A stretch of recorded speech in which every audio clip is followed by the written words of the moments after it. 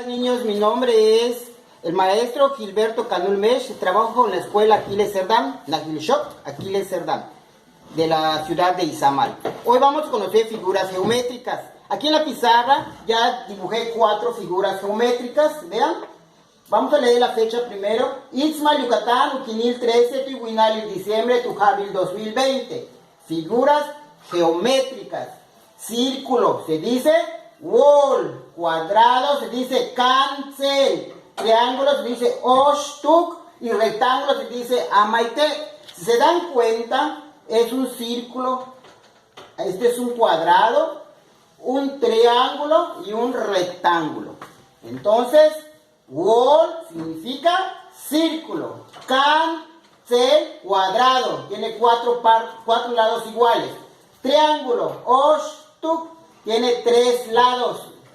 Rectángulo se dice amaite, por el cual, acá también tengo otro ejemplo. Esto es slush, es una jícara y está redondo. ¿Y cómo se dice? Wall.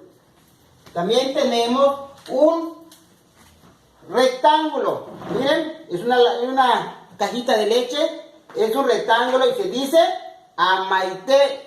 Aquí también tengo las galletitas, lo que les dan para que desayunen en las escuelas. Miren, redondito, wall. Y también dibujé, con estos tiempos que estamos, dibujé un pino de Navidad que tiene 3 lados. Es una figura de 3 lados y se dice oshtuk, es un pino de Navidad.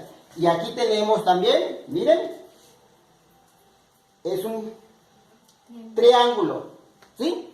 Chicos, espero que les haya gustado la clase del día de hoy.